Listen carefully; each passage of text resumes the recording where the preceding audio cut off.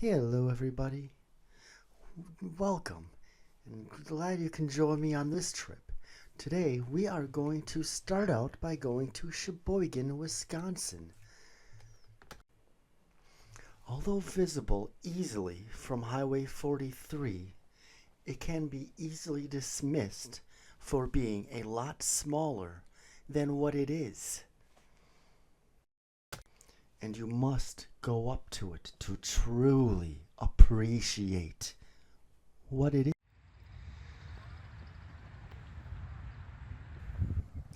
Outside of the Acuity Insurance Building is America's tallest flagpole, or as what they like to call,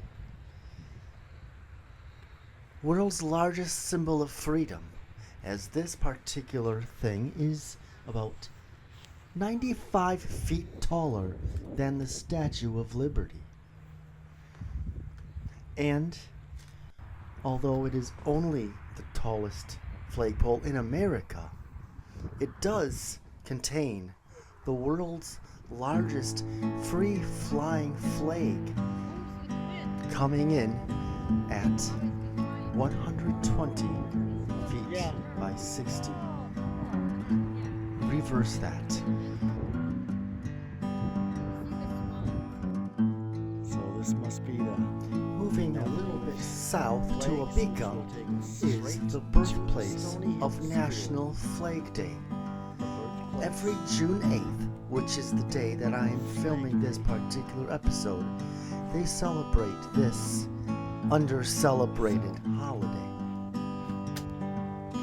Here we are looking at the walkway of the flags, which contains flags from every one of our great states and California.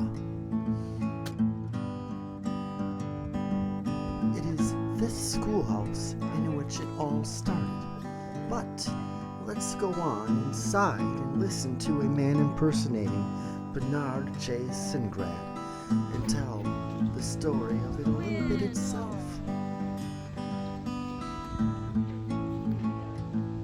And so June 14th was probably one of the last days of school. I took a bottle, I put a flag in the bottle, and I challenged my students to write an essay on what the flag means to me. And in the process of my career, I wrote thousands of magazine articles, newspapers, editorials, letters, several books, and almost all of them had to do with the flag, the symbol, the etiquette, the honoring, everything. I finally managed to have an audience with President Woodrow Wilson in 1916, and it was after that meeting that he did declare June 14th as Flag Day. But it would take another 30 years, 1946, before Congress would actually make it a national holiday. It is a national holiday and not a federal holiday. Does anybody know the difference? Well, it's nice federal holidays to get the day off. So as a national holiday, it's just meant that that's the day set aside to honor that flag. There is one state that does celebrate the day, and that is Pennsylvania. Not Wisconsin. Not Wisconsin. And in 2004, by a joint resolution of Congress, Waukesha, Wisconsin was named the official birthplace of flag. And we have an Americanism Museum down in Waukesha. It's an old elementary school, and there is the placard is on the wall. But I think that I was asked a question recently, what would I think of the Acuity flag in Sheboygan? And I said, well, I would probably say, wow. But it doesn't matter if it's that size flag where this starts playing. The symbolism is still the same. And it stands for the same thing. Let's grab some complimentary lemonade and cookies and hit our next stop. We headed back to Sheboygan to go to the John Kohler Arts Museum, to go to one of the most odd places you would expect to find art. This is one of the big There are several restrooms that you can check out, and each one is designed by a different artist. The John Kohler Art Society plays a pivotal part in preserving a lot of folk art that you will see throughout the state. Inside the museum is what is described as the most beautiful bathrooms in the world, or the most artistic. And this is one of the few places where you'll be able to go into the opposite gender's room without having to claim you are said gender. Just be sure to knock first.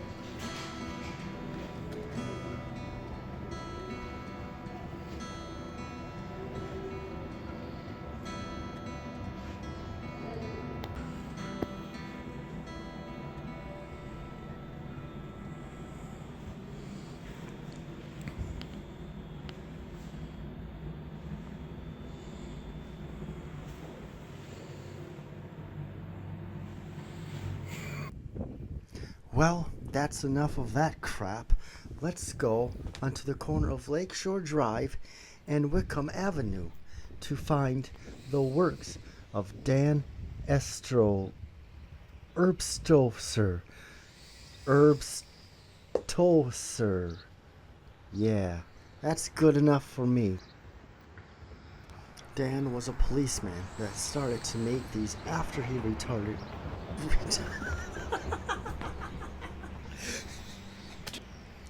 Dan E.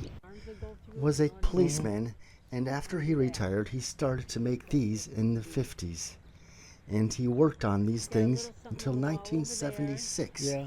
And over the wall, you can see some of the work that he started but never got to finish.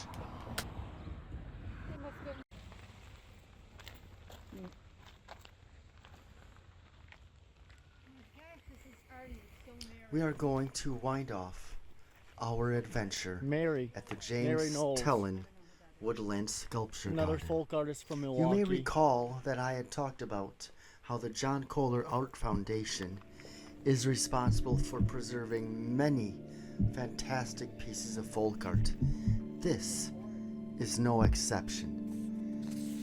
This was started in 1942, a lot of times to just make things a little more interesting around his house, and our works that he had commissioned to be done for other people.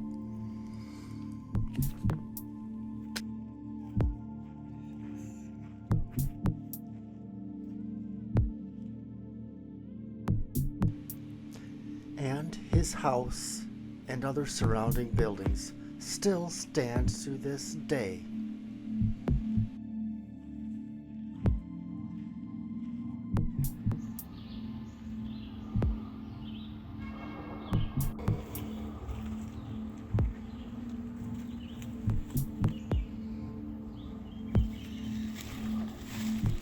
And while we soak in some of these sights of this fantastic wooded area, So cool. let us read some of the fun facts that Jerome Polen writes in his book, Oddball, Wisconsin.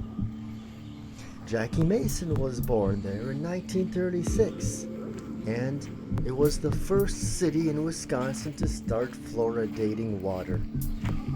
Sheboygan is Potawatomi for rumbling waters, and it calls itself the worst capital of the world.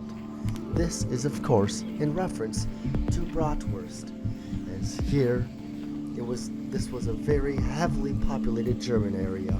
This is where we have Johnsonville Brats is based out of here, and There's a festival every summer in August, and if you're here, expect to eat your brats on a hard roll bun with two sitting side by side as opposed to a brat bun or hot dog bun. Well, that's about it for this one. Have you been to these places, or did I add a place that you want to add to your bucket list? Are there any places that I don't know exist but should? Feel free to let me know in the comments below. And, well, until we meet again on our next journey, farewell and God bless. See the bear?